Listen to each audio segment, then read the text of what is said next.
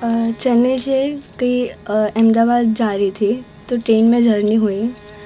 वहाँ पे मेरी सीट के सामने एक आंटी बैठे थे, हाथ में एप्पल का आईफोन था,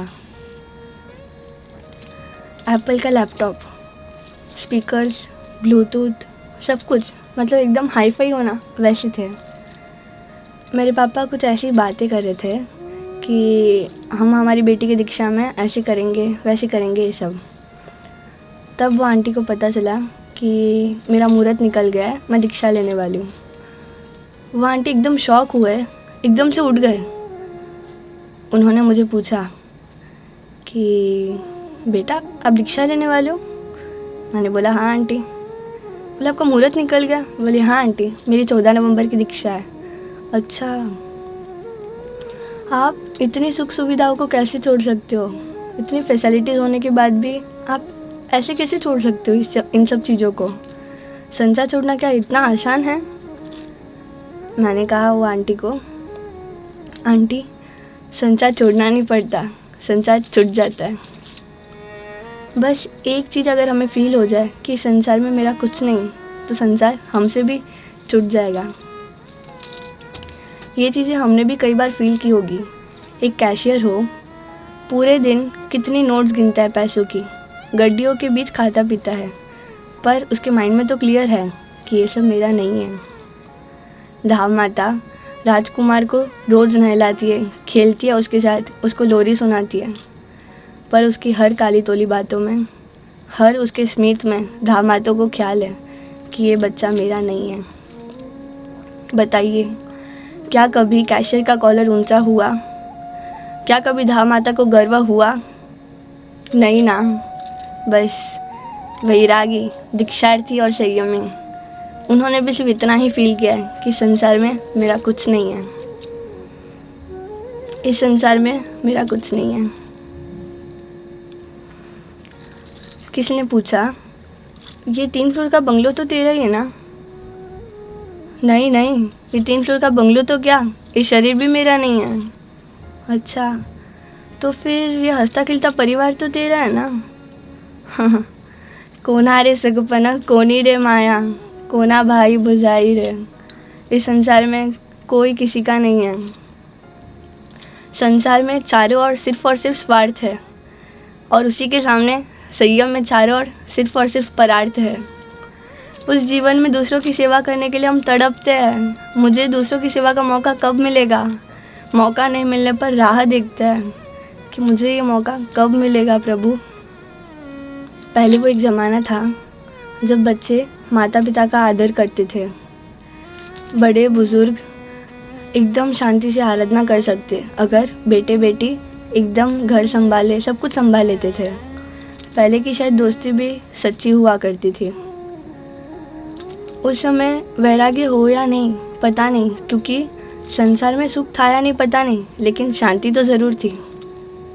पर आज तो हर पल हमें वैराग्य के निमित्त मिलते हैं। बताइए, जैसे पार्टी ने पेमेंट नहीं किया, वैराग्य। स्वजन छोटी उम्र में मर गया, वैराग्य। बहू ने ऊंची आवाज़ में कहा, वैराग्य। सासू ने ताना मारा, वैराग्य। दोस्त ने पैसा देना से इनकार किया, वैराग्य। बड़े बड़े पोस्ट पर बैठे मंत्री आदि हॉस्पिटल में बहुत बीमारी के कारण बहुत बुरी तरह से मरे, सुनते ही वैराग्य।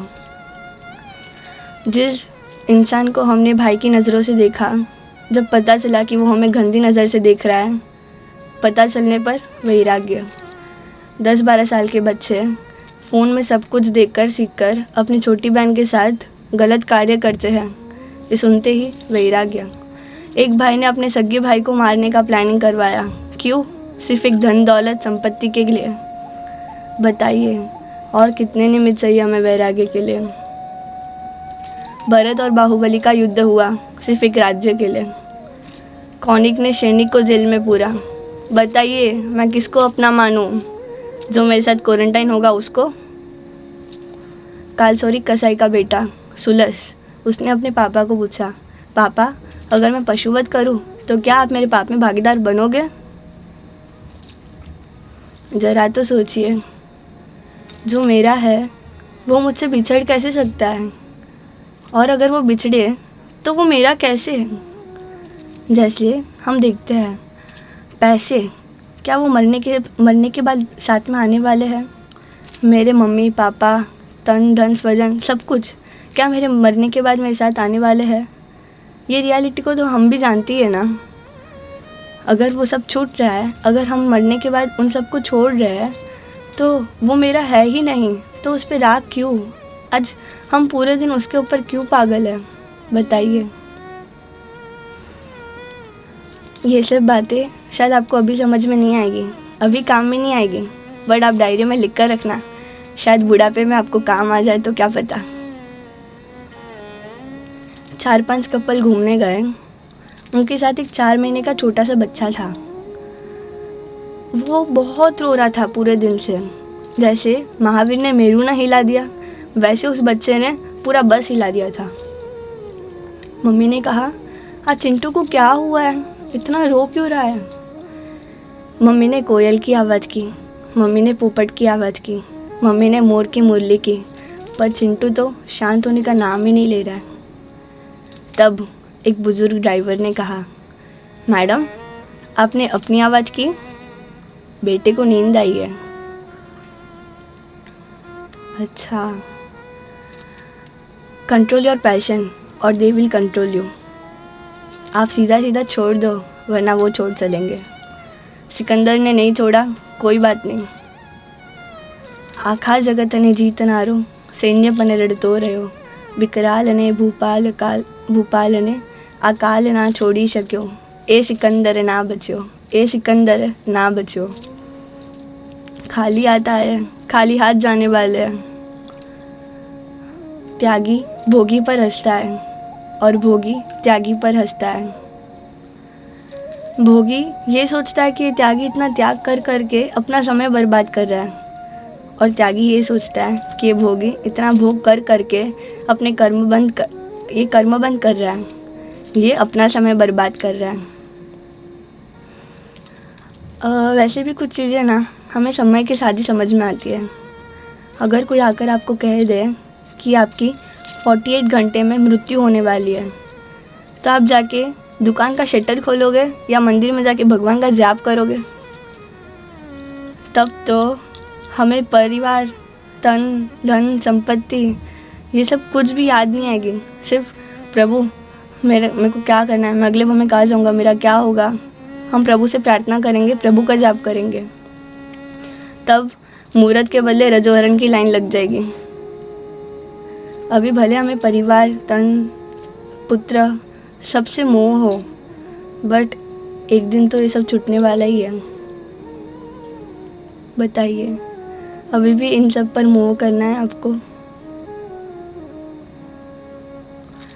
एंगेजमेंट की रिंग हो या शादी का मंगलसूत्र, पूरा जीवन जिसको इकट्ठा करने में लगा दिया, इन सब चीज़ों से हमने हमारी बड़ाई मानी ना, वो कोयल का आवाज़ था।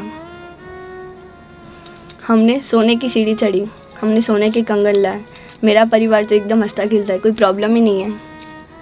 मोर का आवाज़ था, हाँ मीठा ज़रूर पर मेरा नहीं। बताइए, इन खट्टी मीठी आवाज़ से क्या आपके मन रूपी बालक शांत हो गया? क्या आपके मन रूपी बालक को नींद आ गई? नहीं ना, हमारा रोना तो अभी भी चालू ही है। अरे रे, बच्चे की शादी करानी बाकी है, 17th फ्लोर पे बंगलो लेना बाकी है, लाइफ सेटलमेंट करनी है, एक पॉश कार खरीदनी है, सोने की चेन लानी है, करोड़पति बनना है। ये सब ना कितना समझा है, फिर भी समझा नहीं। अगर समझा होता ना तो आज यहाँ पे नहीं, मोक्ष में होता। पर जब गुरु भगवंत ने कहा, बेटा आपने अपनी आवाज़ की, तृप्ति की सुर बजाओ, वैराग्य की बंसुरी बजाओ, मैं कौन हूँ, मैं कहाँ से आया हूँ, मैं कहाँ जाने वाला हूँ, इसकी धुन लगाओ, ये संसार में मेरा कुछ भी नहीं है। आज 17-18 हज़ार साधु जी भगवंतों ने क्या किया? बस अपनी आवाज़ से ये मन रूपी बालक को सुला दिया। संजोग मूला जीवेन पत्ता दुःख परंपरा तम्हा संजोग संबंधम सर्वम तिभियेन ओसिरियम। प्रभु कहते हैं, बेटा तूने जोड़ान किया तो उसके वियोग पर तुझे दुख है, अगर तूने जोड़ान ही नहीं किया होता तो तुझे दुख ही नहीं। जैसे मैंने मम्मी पापा के साथ जुड़ी तब उनके वियोग में मुझे दुख हुआ, मैं पैसों से जुड़ी कि ये मेरा है, मैंने ऐसा माना तो मुझे दुख हुआ। प्रभु कहते हैं, मन वचन काया से इन सबको अगर तू छोड़ देगी तो तू परम सुखी हो जाएगी। आप सोच लीजिए आपको क्या बनना है, दुखी या सुखी। परस्पृहा महादुखम निस्पृहत्व महासुखम। हमें किसी भी चीज़ की इच्छा हो तो वो महादुख का कारण बनता है, अगर कोई चीज़ की इच्छा ही नहीं तो वो महासुख है। हमने भी ये चीज़ बहुत बार अनुभव की होगी। जैसे मैंने ऐसे सोचा कि मेरा बेटा मुझसे अच्छे से बात करे, मैंने इच्छा की कि वो करे, अगर नहीं मतलब वो बेटे ने सामने जवाब दिया तो क्या हमें सुख होगा या दुख।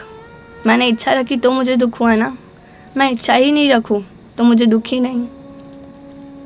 बस आज ये जीवन प्रभु के नाम, आज ये जीवन आत्म कल्याण के नाम, आज ये जीवन सिर्फ और सिर्फ निजरा करेगा। भक्ति किसी और की पर लाभ मुझे, व्यावत किसी महात्मा की पर पुण्य मुझे। बस बाबू मेरी तो झोली नमती जाएगी। आज आपकी सकल संग के सामने मैं नमती हूँ, मुझे इतने आशीर्वाद देना, मैं शून्य बनूँ, मेरा कुछ नहीं, मैं पूर्ण बन जाऊँगी, सब कुछ मेरा है। हम संयम के अंतर नाचे, संसार का आर्तनाद दूर करें और आत्मा का अनहद नाद पाए। आपके आशीर्वाद की धोध बरसाना आज और कल तक।